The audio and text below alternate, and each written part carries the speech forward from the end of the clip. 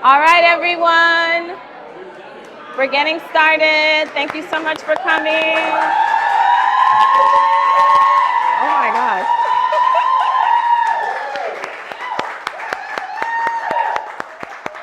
Okay, so first of all, you have no idea. This is like pure joy for me because all of you are people who have touched my life in either major or small ways, but have been very significant in my journey. Some of you are new friends, old friends. Some of us were just going to meet for tonight.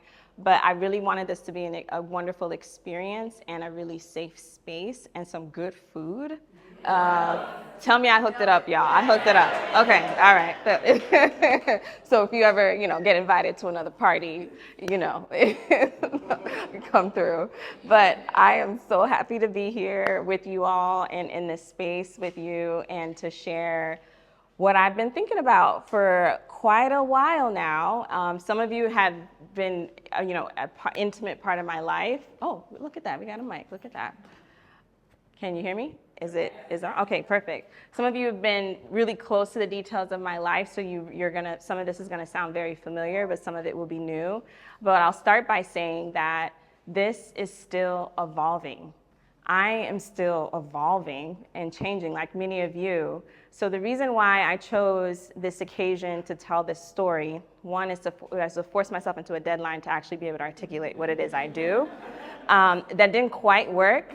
So this is not a pitch, it's not perfected, but what I decided to do was just tell my story, where I started, what the journey has been, the good, the bad, and the ugly. I'm gonna get really vulnerable with y'all.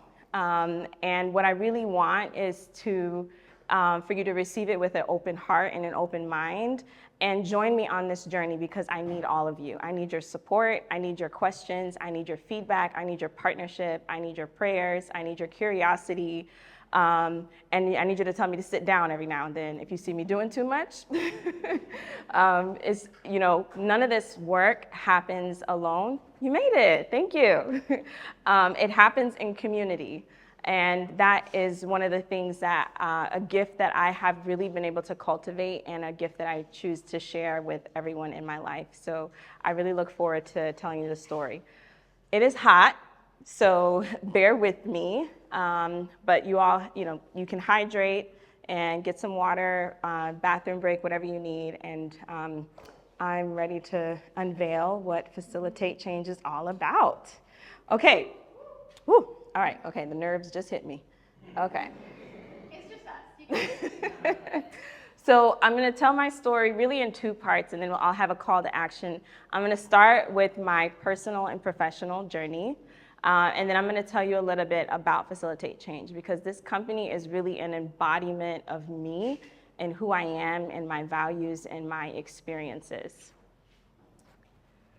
So, it started way back in 1980. So I was raised as the eldest child of Haitian immigrants in a very culturally diverse community in Orlando, Florida. And I have my girl from Pine Hills, woo woo. So now, what does that mean, growing up as first-generation American? Some of you can relate. It means that you're living in two different worlds from the time that you're born. You're speaking two different languages from the time that you're born, and you're having to navigate and figure it out with parents who are very, quite literally in survival mode, right? In a country that they do not know, with policies that they do not know, culture they do not know, and just trying to figure it out. And a realization that I've had very recently through therapy is, when you're born as a child, you assume that these people who were here before you know what they're doing. So you're like, well, if they were here first, then there must be something wrong with me, right? This doesn't make sense, but there must be something wrong. So that's how I internalized a lot of things, which I'm sure all of you can probably relate because we were once children, right? But this is me with my 4 younger siblings. I was the eldest child, which came with some important privileges, like I always got the driver's front seat, right? But it also came with a lot of responsibility. I was often left home alone to supervise and babysit my younger siblings.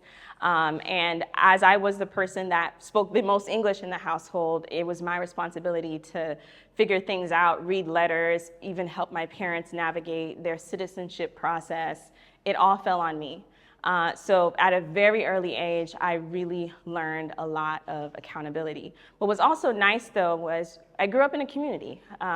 We had our cousins and our family who were migrating over the years and touching our lives in various ways, but also the community that we physically lived in, our neighbors, became our family. And that was my experience growing up in Orlando, Florida, which was very diverse, and it became a majority minority city in the 90s with a lot of Caribbean folks. So I grew up with Jamaicans and Haitians and Barbadians, but also a huge Asian population, Filipinos, and also had diversity in terms of ability. There was a huge deaf community as well that was present. So I was very fortunate to grow up witnessing and seeing a lot of different people. Now, what that means was, I accumulated some superpowers very quickly. I became resourceful, I became accountable, I became a cultural broker and a translator by 5, y'all, okay? So that was a lot. Now, in the next parts of my life, I became a bit of a restless rebel, I will call it as well. When you're a little kid and people ask you, what do you want to be when you grow up? And the answer all immigrants are told is you're going to either be a doctor or a lawyer or an engineer. And my dad allowed one other, which was a politician. So now I told them, I was like, well, I'm not going to wait till I grow up because I think I can do things now. And I very much developed a heart for the community, and I developed a heart for other young people. And one of the things that I saw in my Haitian community was that children were expected to be silent and were expected not to be seen, and some of you can probably relate to that experience. We had a lot of energy and things that we wanted to do, but there was no place for us to do it. And I decided, well, I'm going to create that space.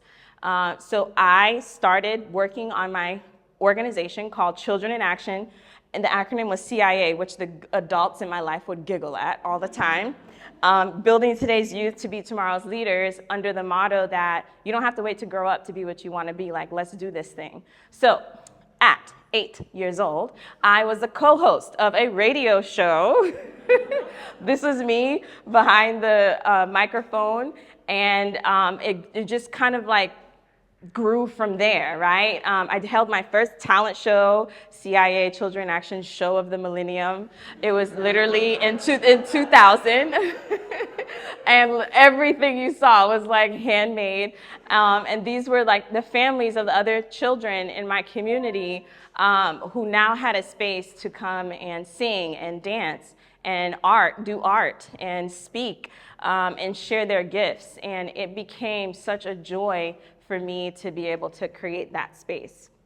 And of course, came with more superpowers. So first of all, I had the audacity to tell my parents, like, no, I'm doing this now.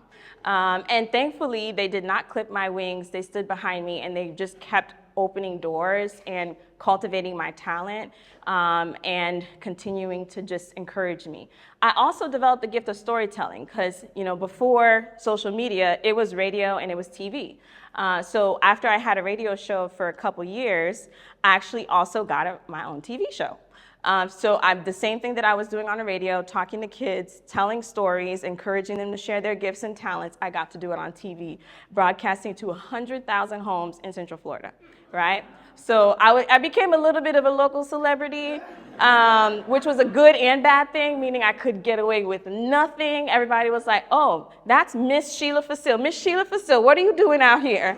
That was literally called Miss at a very young age. So, but yeah, it gave me the opportunity to develop those gifts, which I was very, very, very grateful for. And then I started to see other opportunities and needs in my own community. So I used my platform and the visibility that I had to really elevate the youth and give voice to some of the issues that we cared about. One of the things that I witnessed in my family and youth would start to share with me was a lot of incest in the Haitian community, in my own family. And it was never talked about. It was never addressed. It was just something that happened. And one day while I was leading a children's study group a group of 3 little girls came up to me and they're like, Miss Sheila, we got something to tell you. And I was like, what's going on? And they ranged from age 3 to 6. I pieced it together, but what I found out was that when a deacon in the church had been molesting the 3 of them. Now, this deacon was the person that was responsible for babysitting these children while their parents were working because he was not able to work. He was disabled. So I stormed into, the deacons were having a meeting at the time. I slammed my fist on the table and I was like, this is what's happening. We need to stop this right now. And what happened was, we went home, the parents were told, adults were having conversation in hushed tones. Nothing happened. Nothing happened. The police weren't called. The children were not talked to, assessed. It just was as if nothing happened. And I remember being very shaken about that because not only did these little girls have the courage to tell me what was going on in their lives, I took the responsibility to go and tell some adults who were supposed to fix it, and they did nothing about it. Now, in hindsight, in the moment, I was angry, and it led to a lot of other actions in my life. So I started, going to community events like Caribbean Health Fairs, and I would talk about Children in Action, this platform where, people would get drawn in because kids were singing and dancing, and then I'd be like, did you know that this is going on in our community? Did you know that people aren't talking about this? One of my very good friends growing up who shared with me her story of being molested actually brought her on my TV show, and we talked about it on air. She was ostracized in the community for coming out and telling her story. And then, the adults started paying attention, so they started inviting me to come to conversations. So this was actually the leaders of the Haitian community at the time holding a meeting because there was an unprecedented rise in incarceration rates of young Haitian men in the community, and they had no idea what to do or what was going on. So they enlisted me now as, I guess, like this youth ambassador to be part of these conversations. Now, I took it upon myself, and I was like, you know what? A lot of my programming was focused on young children. I wanted to create a space for more young adults, which I was becoming at that point. So I created a community choir. And these were folks who were my peers, and it was multi-denominational, which was unheard of because, as you know, Baptists don't mess with Methodists, and Methodists don't mess with Catholics, and Catholics don't mess with Seventh-day Adventists. And so, you know what I mean? But we were multi-denominational, and we created this choir. We'd get together once a week and practice. And what was so phenomenal about this, and if you're part of the gospel community, at least back in the 90s and 2000s, there was this group called James Fortune and Faya. We opened for them at a concert, y'all, okay? That's how good our choir was. And this was my antidote to rising incarceration rates. Like, let's get some more activities for youth to be involved, to share their talents, and to be exposed, and to have something to do. Now, as I mentioned, that issue with the molestation, that never went away. It kept going on. It rampant in my community. There was not a whole lot that I could do about it. But what I've now come to understand as an adult, these were immigrants. They did not, in many cases, come to this country legally. So they were putting themselves and their entire family at risk if they called the police. And that was a risk that they could not take. In hindsight, I understood that. But there are people in our community today who are facing outrageous harm and are not able to speak up and not able to call for help because they're undocumented and they're not sure what the consequences might be. So this is a reality that people continue to live every day. So I, developed some superpowers: community organizing, advocacy, leadership, influencing. And y'all, it's a lot harder to lead your peers as teenagers than as little kids, right? Because little kids, you can give them some candy and they'd be all right. But the teenagers, they were a lot to wrangle. So it took a lot out of me, for sure. Now, as I had mentioned, the paths that I was given was doctor, lawyer, engineer. What was the fourth one? Politician, right. So I chose the doctor path. So I was fortunate enough to be a very bright student. I graduated from high school with 2 years of college completed, and I decided that I was going to go and become a rehab medicine doctor. Now, I'm going to give you 2 truths and a lie. You ready? Yep. Number 1, I partied a lot in college. All right, number 2, I was valedictorian of my high school class. Number 3, I went to college with Frank Sinatra's grandson. Which one is the lie?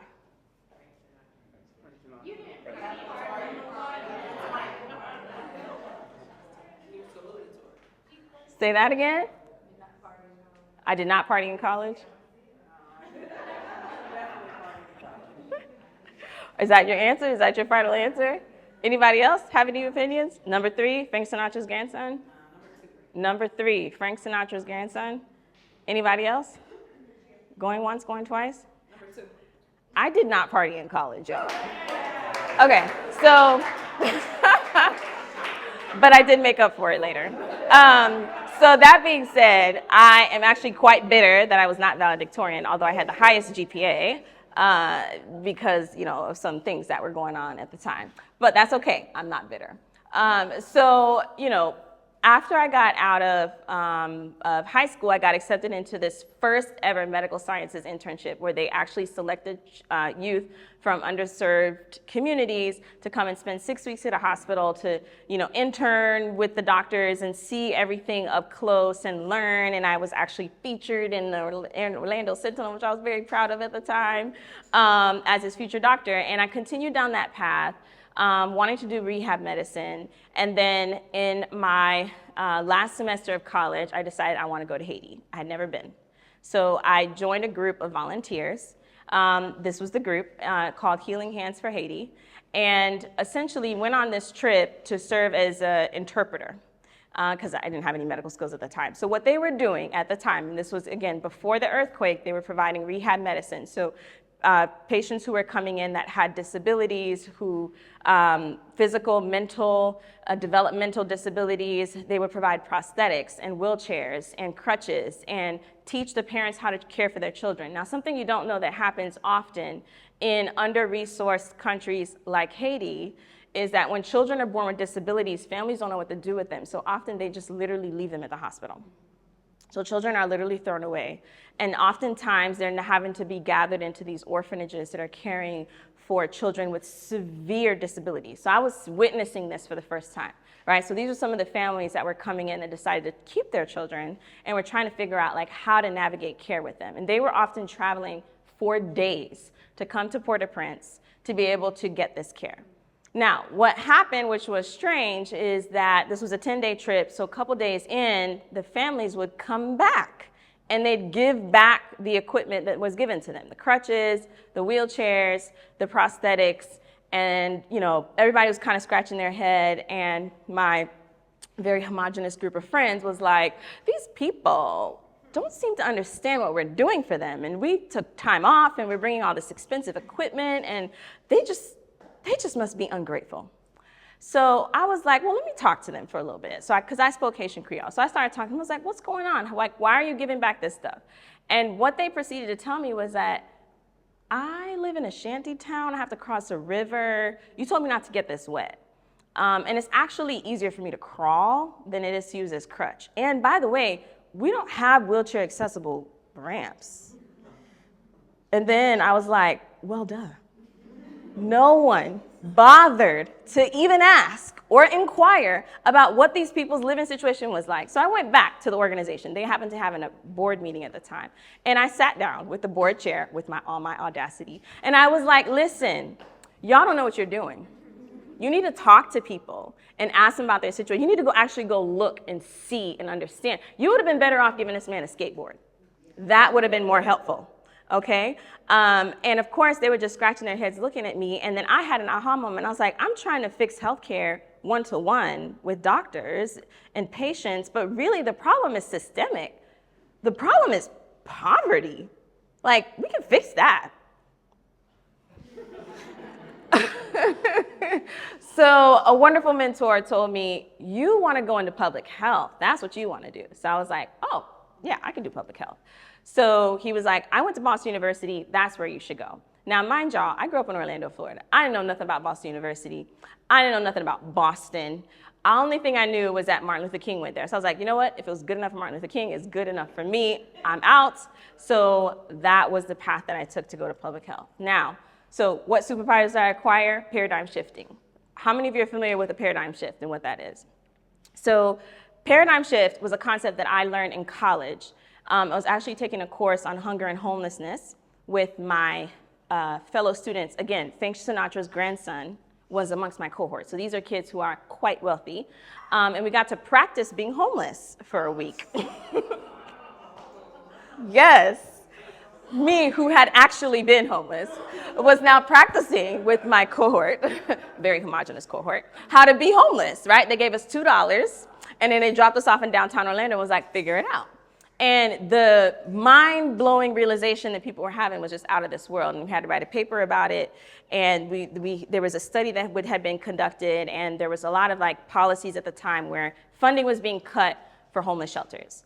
And this was a big issue because the homeless population was like growing out of control, and they were like, you know what, the government has done all it can do, like we're done. And I remember writing in this paper, I was like, you know what, I get it, that, there's a spending problem here, maybe, and like, homelessness, maybe, I don't know, but you know what, like, did y'all ever ask the homeless people, like, what's going on?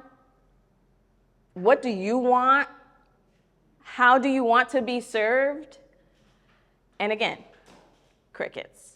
So that's when I had my paradigm shift. I was like, listen, the problem isn't poverty. The problem is people don't actually talk to people and understand like what's happening in their lives to even begin to solve the problem. So then I went on to get more education. So I studied and I implemented and I practiced public health. And I was actually quite fortunate because I was part of a group which was called originally the Health and Disability Working Group and became the Center for Innovation in Social Work and Health.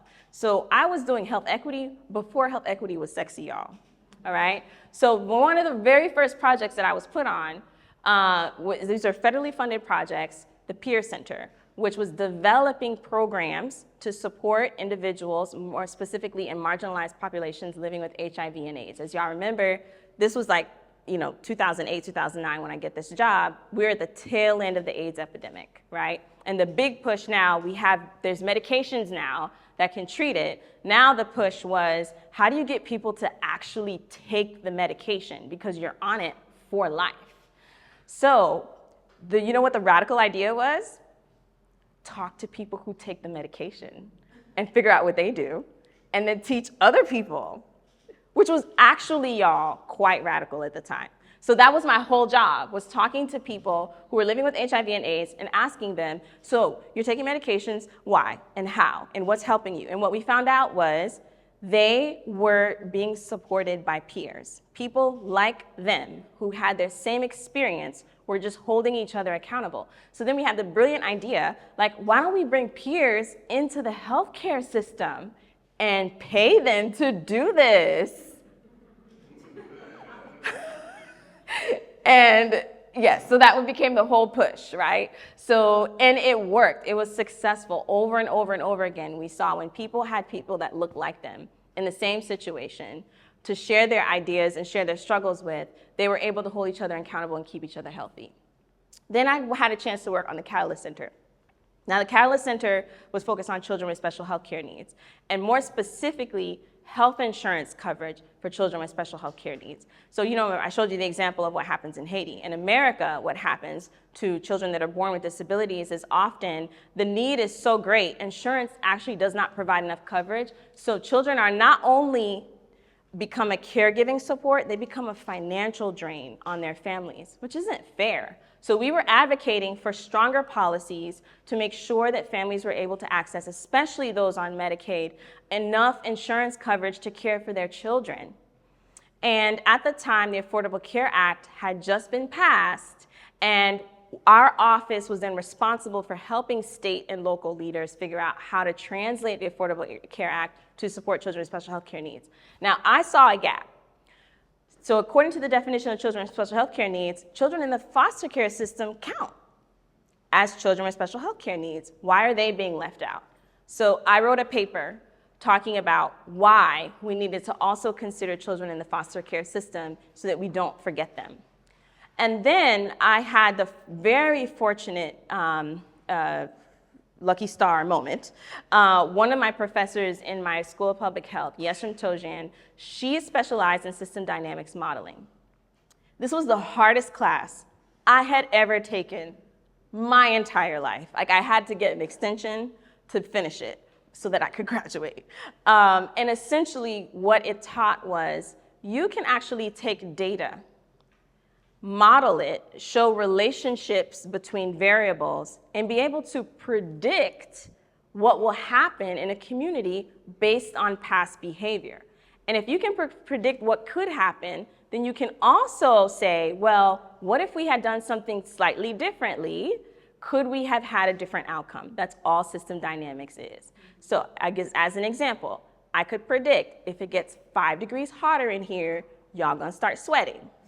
So if you're not already. So it's really literally as simple as that.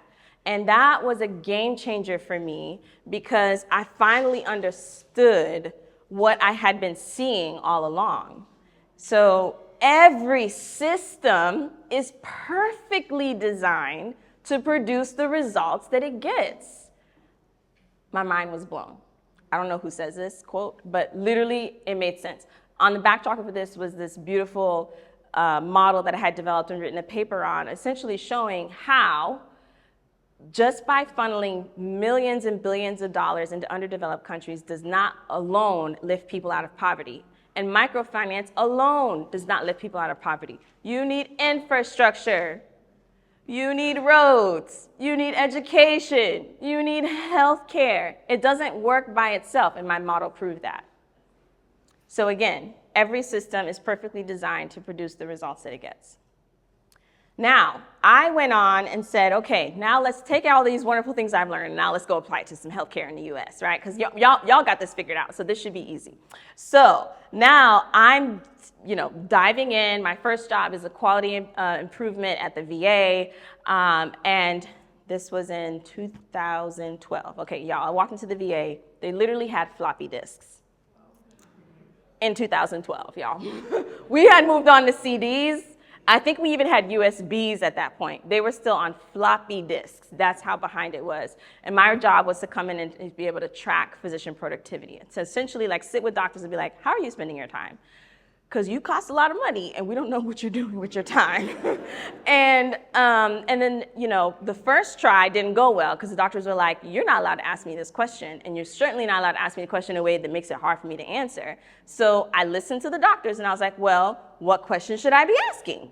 And how would you like me to collect the data? So working with doctors, I developed a form from scratch in Excel that mirrored the way that they understood their clinical practice. And within weeks, they had the highest compliance rate and best data collection that they had ever had in terms of physician productivity. Rolled it out to the region. Thank you. Thank you, thank you, thank you. I did never get my applause for that, so thank you for that. But again, practicing the scenario of just talk to people.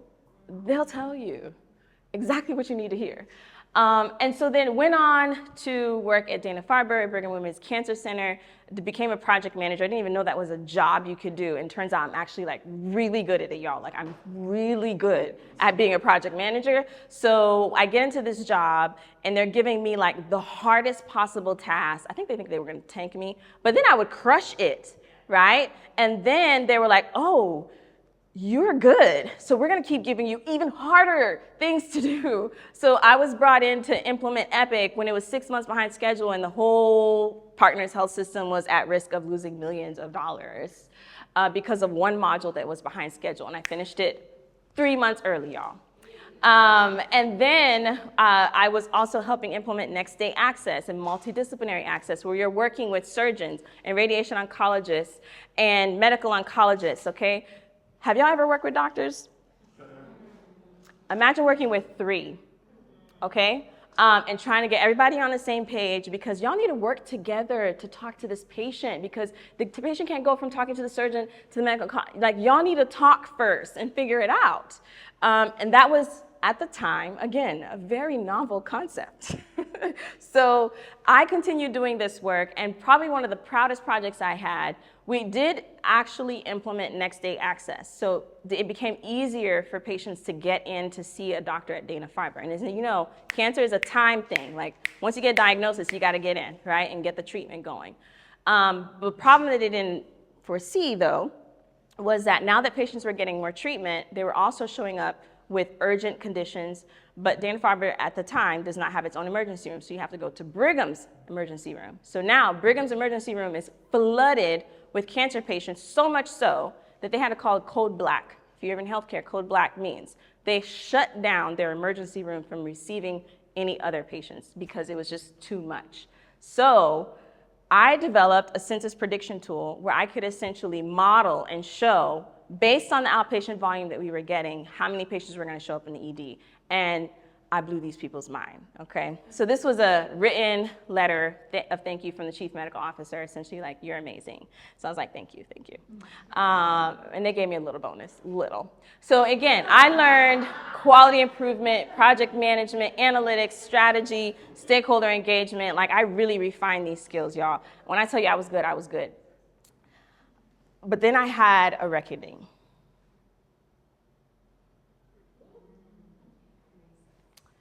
Am I racist? All right, I'm gonna tell y'all why this question came up for me. So around this time, Black Lives Matter is heating up, right? Trayvon Martin happened, a couple of other things are going on. Now, one of the projects that I had been given was to help implement this new drug called CAR T cell therapy.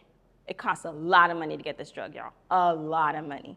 And so Dana-Farber helped develop it, and they were one of the first places to put it out. And they were like, okay, patients are gonna be flooding us. We gotta figure out how we're gonna take them in, how we're gonna navigate them, what are we gonna do? So my job was to figure all that out.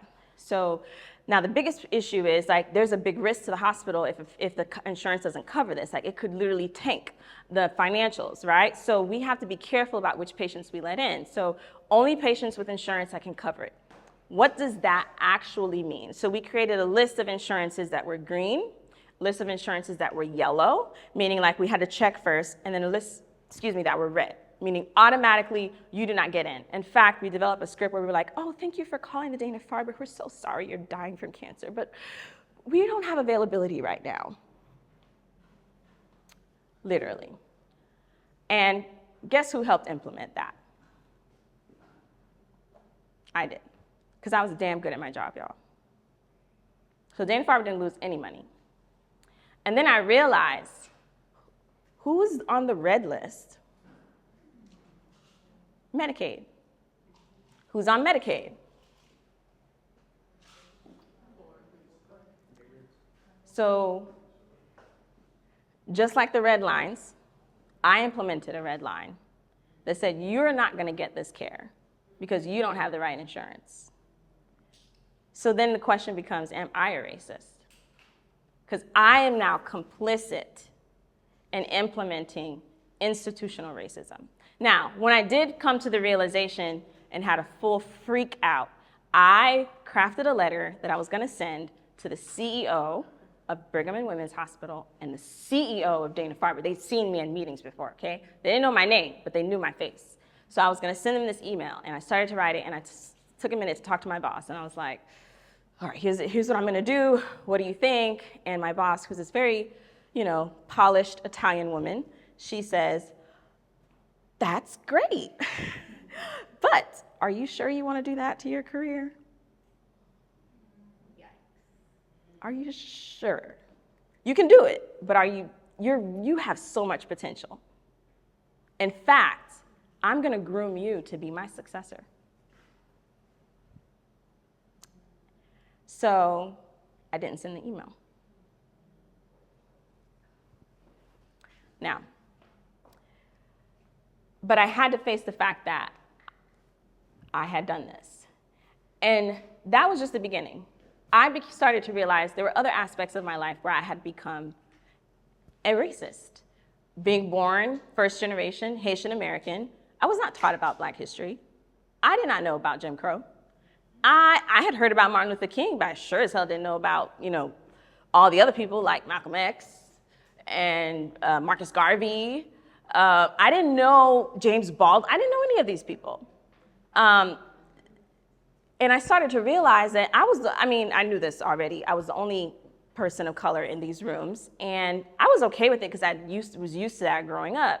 But then I started to realize that I was low-key like, well, if I'm here, why aren't other black people here? Well, then they just must not want to be here. And y'all, Boston has a problem. Y'all know that, right? So when I came here, I was like, no, this is quite unusual. But if it's this bad, like, because I grew up in Orlando where I saw black doctors and lawyers and teachers and everything else all day long. Like, this was weird. But I was like, it's Boston.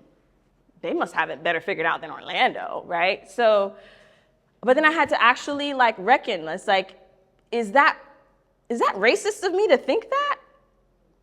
And so I started to learn. And it was a hard journey, y'all, to face that about myself. But then I got a second chance. I got a job at Boston Medical Center. Now, when I got the job at Boston Medical Center, some of my colleagues were like, why would you leave a Harvard hospital to go work at Boston Medical Center? Ugh. Like, have you seen the homeless people around there? Ugh.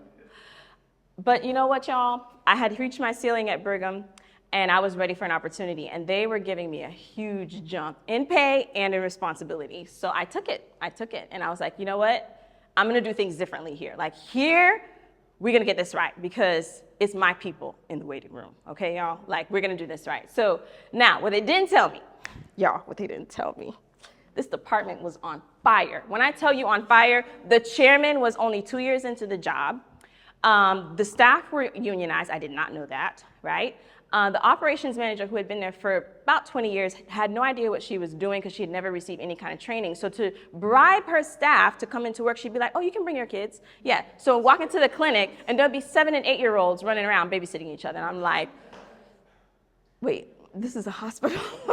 What's happening here? And I literally had to turn it around. Now, what was interesting, all of my frontline staff were black or brown. All of my doctors were white or Asian. I don't need to say more than that. So I had to be very delicate about how we talk to each other and how we acknowledge each other, and started to have those conversations. And I was working with a chair who was actually quite open to these things. So I started delicately doing, health equity work. And we would hold town halls and have conversations, and people would tell me things, but I had power now. So like, I can actually act on things. Like, I could hold people accountable, and I started doing that. And then COVID happened, right? Now, y'all, if you haven't been in healthcare, COVID was probably one of the scariest moments of my life, because to work at a hospital and to say that you're gonna make the decision to literally stop seeing patients is literally the scariest thing you could ever do. And in those early days, no one knew what they were doing, literally making it up. And one of the hardest things about it was making up, how do we actually do this in an equitable way? Who gets to work from home? And why? So I was having to manage all these things in this role. And so I learned about team management, financial management, crisis management. What does D&I in action actually look like? So I got to practice these values in a real way, but it came at a big cost. I'm gonna skip past this video. I burned out really, really bad because I was working around the clock. And on top of that, I was battling depression. Now, some of you know this about me, but I will share now. All while this is going on, I was in a relationship with a man who was violently abusive and controlling for 17 years. And I was nearing the end of my rope. So imagine having the responsibility of my job and then going home into an environment where I was not safe or wanted. Now, I will also start by saying this was not unusual for me because it was the same environment that I grew up as a child. Violence was a mean of control, and it was normalized. So I did not see this as out of the norm. But I literally hit the end of my rope.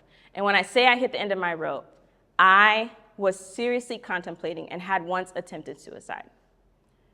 And I don't say that lightly, because there are a lot of people in this world that face those kinds of situations. It is so common, it's 2 out of 3, right? And this happens to men as well. It happens so often that I guarantee you there's someone in this room who is facing that situation right now, where they're going home into an environment where they're either being verbally, psychologically, physically abused. And if you think it can't happen to you, think again. But I had to get to the end of my rope and decide that it was my life or I had to give up. And thankfully, I did decide to live, but it took one really, really brave act. I had to ask for help. I had to reach out to my family. I had to tell them what was going on. I had to reach out to people who barely knew me, like Jim and his wife, who came and helped. Because I needed to self-liberate, right? Just like the situation where I saw these young girls being molested and no one did anything about it. I was a victim here, and no one came and said anything and tried to save me or pull me out of the situation. I had to do it for myself. And in that journey, I had to learn authenticity, and I had to learn this concept of paradox lift. You heard it here first. Paradox lift, y'all, changed my life, and it helped me on my healing journey. Paradox lift is the fact that two completely opposite things can be true at the same time. Now, let me explain. My mother was my first abuser, but my mother loved me. And both are true. I'm a racist, but I'm also a liberator. And both are true.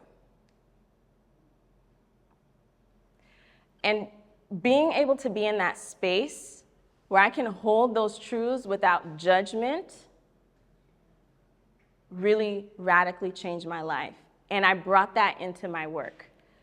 Now, I was able to pitch my way into my dream job because I was, again, thoroughly burnt out. And I was like, okay, y'all, I can't do this anymore. Y'all didn't tell me these people were crazy, literally crazy. So y'all need to put me in a different job or else I'm going to quit. So I was given the role of director of innovation.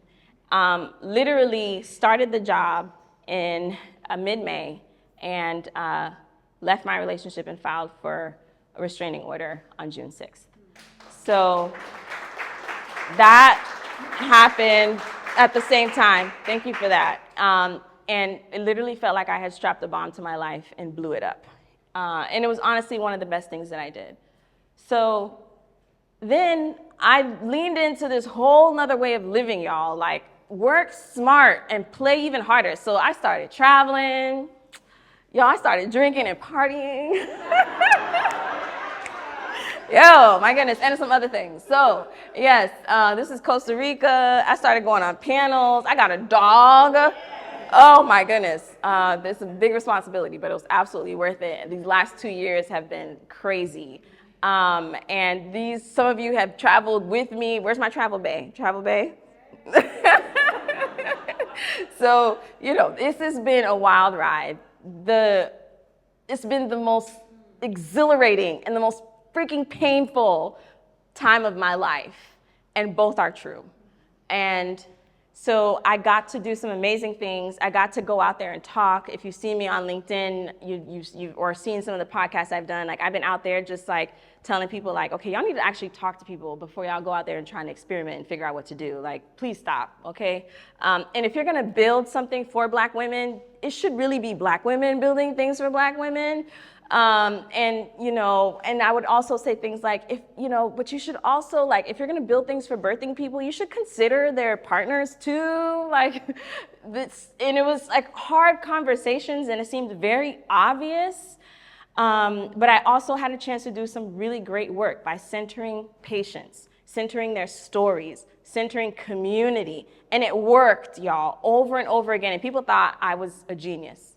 And I took credit. I was like, yes, I'm an innovator, okay?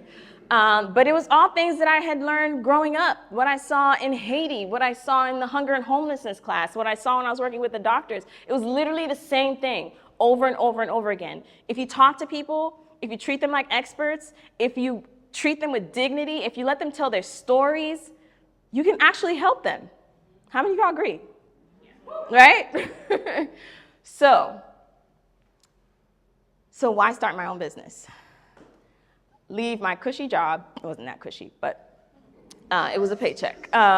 And start my own business. And I think, the real answer behind that is, I think I reached the limit of what I could do within an institution. And it's time to do this out in the wild, where I think I can make some bigger impact. And I'm going to tell you a little bit about how I intend to do that. So some important statistics for you to know. How many of y'all have heard the term social entrepreneur, social impact? Some of you are following yourself into that. Anybody who is working on health equity, social justice, environmental justice, economic justice, or just plain like stop doing things that hurt people justice, you know what I mean? But a lot of people go into these things and they fail, y'all. They fail miserably all the time.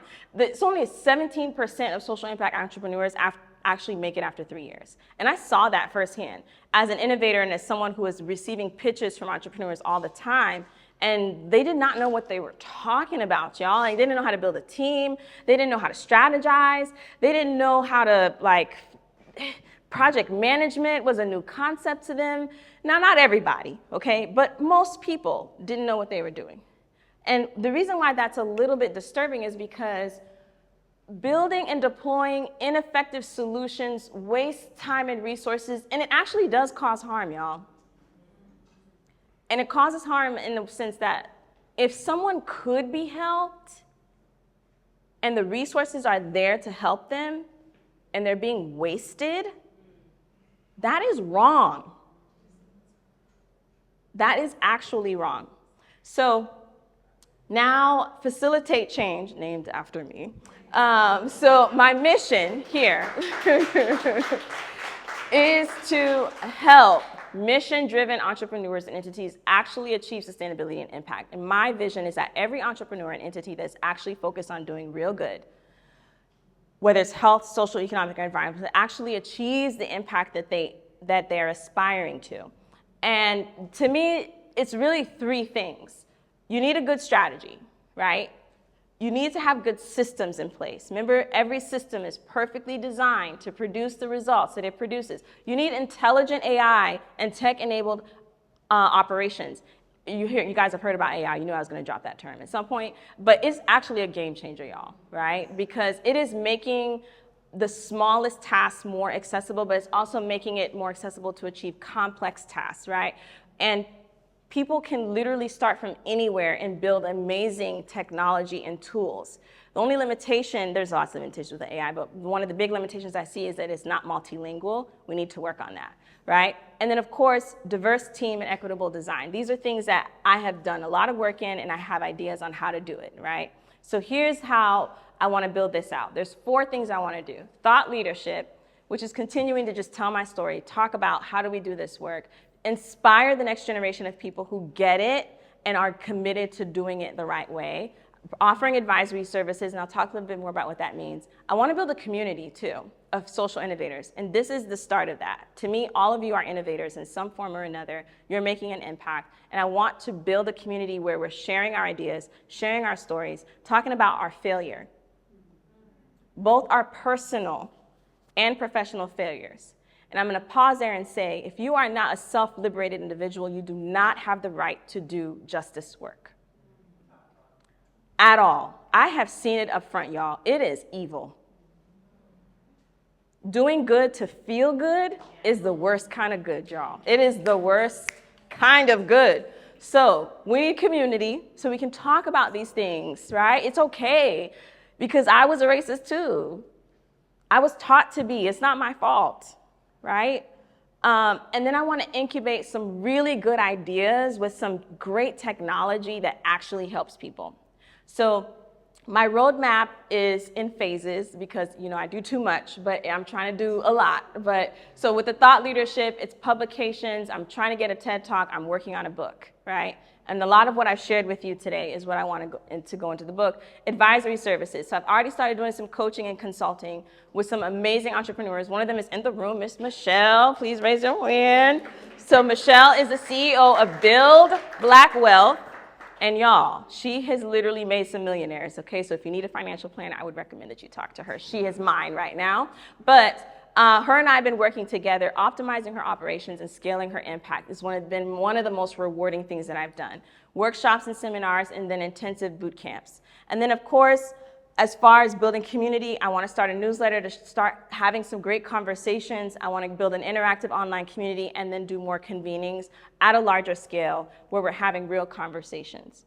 Now, I talked about this incubator. So some of you see me talk about Compass Project, which is one of the companies that I'm incubating as part of Phicil-itate Change. And right now, I got accepted into the CIC Accelerator Program. Thank you. And I'm working on building it. So what Compass Project is, it's a blockchain and AI-enabled data sovereignty and predictive insights platform that connects people with a purpose to people with a story to solve the world's toughest and urgent problems. And that's a lot of lingo because the way they teach y'all to pitch don't make sense to me, but I'm trying. So I'm gonna break it down. Why is solving social problems so freaking hard? Well, you have to start with data, right? And data is inherently incomplete. It is biased. It is separate from the lived experience of people. It is siloed and it is hoarded, right? And it is lagging. It's not real time. It doesn't actually keep up with what's going on in people's everyday lives, right? So what if we could build, instead of this outdated map, that's literally what we're doing out here, y'all, like literally pulling out a physical map and trying to figure out where to go. What if we just developed a real-time GPS to help us navigate to the root cause of people's problems? And I'm giving you one for instance of how this could work. There's a lot of ways that this technology can be used. Let's say a city is noticing that there's a spike in 911 calls. They engage Compass Project. Sheila, please come help us out. And I'm like, yes, sure, pay me first, but yes. And then, put out a call for information to the community, right? And then we get people to actually participate and share some information. I'll tell you about why that works. And then they start sharing their stories and they share their data in their native language, multimodal, right? So it's text message, it's phone, it's an app, it's in person if that's what you prefer. Then we use AI. We synthesize the insights and the underlying data. Remember that whole model thing that I built out using that, right? And then AI can tell us what's going on because people are actually talking to it. And then we're like, oh, there was a big business that shut down, so there's a bunch of people that are unemployed now. And because people are unemployed, guess what happens? They just start beating on each other. So that's why you're seeing this spike in, and that literally happens, y'all, in domestic violence. And then the city's like, oh, so then now we can go deploy some resources to the households and help them stabilize and get them some good jobs, and make sure that they apply for unemployment, whatever they need. And then we'll tell the hospitals to know what to expect and the schools to take care of the kids. That's how it should work. Wouldn't that be actually cool? Because we're no longer guessing. That's what Compass Project is supposed to do. So why does this work? The reason why I think this is going to work, this is my big billion-dollar bet. If people own their data, now how many of y'all ever fill out a survey, fill out those forms and you go into the hospital, and they're like, what'd y'all do with this information? They make money off of it, y'all. Y'all know this is happening already. We give our data to Instagram and Facebook and LinkedIn all the time, right? But what if we could actually control our data, consent on when it gets used, incentivize people to share, meaning you get paid to answer the questions, and then once I tell you that my husband lost his job and he's angry, and when he gets angry, he beats on me. And then I can say, you know what, ma'am, I'm sorry this has happened. Here's some resources, but here's some other people in your community who are actually facing similar things or who have gone through this. I'd love to connect you with. Wouldn't that be amazing? Yes. And don't you think people would do it? I would do it. I've done it.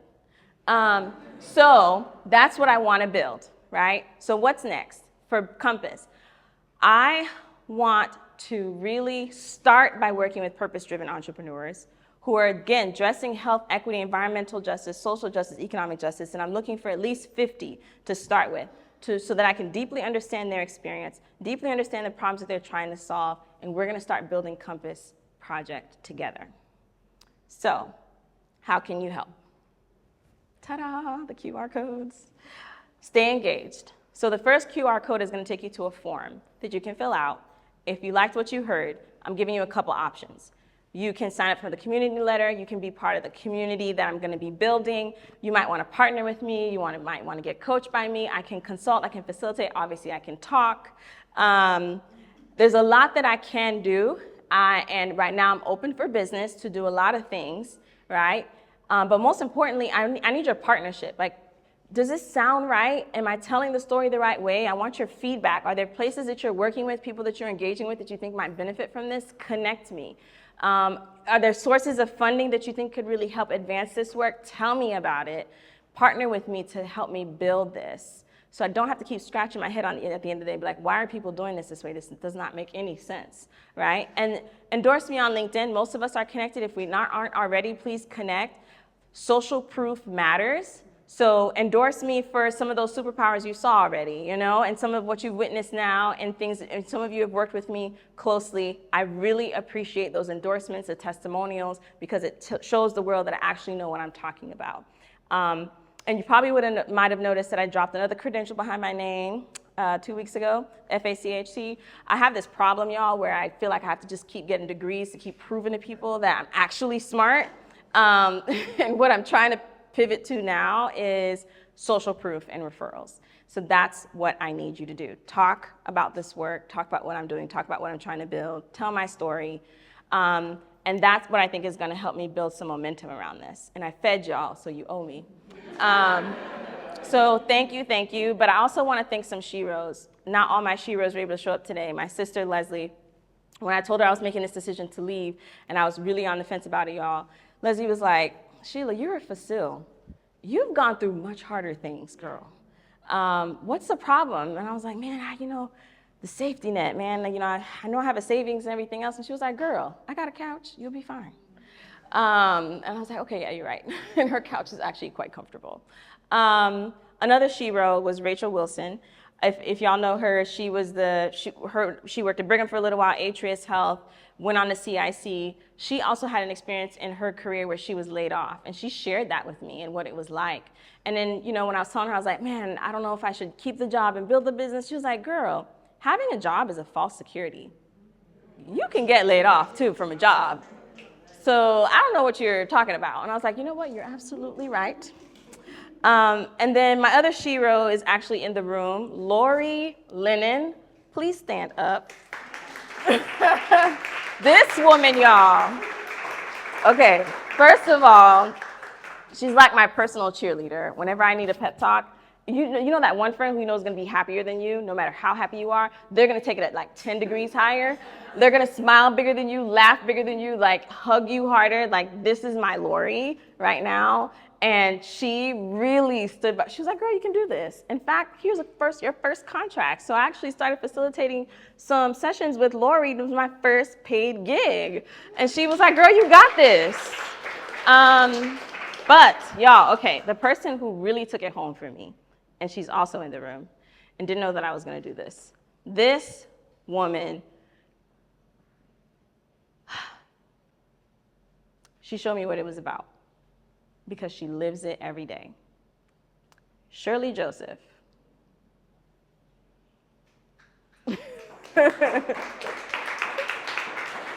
Shirley Joseph just came into my life, y'all,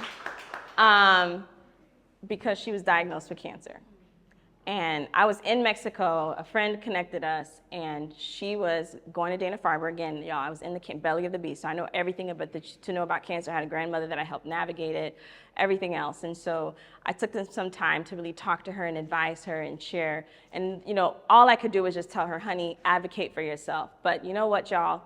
This woman inspired the crap out of me, because she was like, oh, I'm not just fighting cancer, I'm about to start this business, y'all. She started a hair salon with her husband, and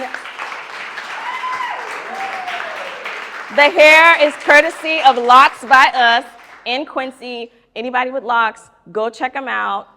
Homegirl prayed for me when I was sitting in her chair today. She was like, oh, you having this launch party? I'm gonna bless you today, okay? That's the kind of service you get at Locks by Us. Shirley just showed me that, look, if she can do it battling cancer, what's my excuse? And that's when I was like, okay, I'm putting in my notice, and we're gonna do this thing. So, and I hope you will join me on this journey. Thank you, Shirley. Thank you, thank you, thank you.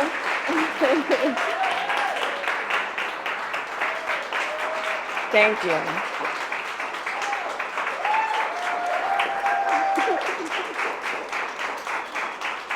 I really appreciate it, y'all. Thank you so much.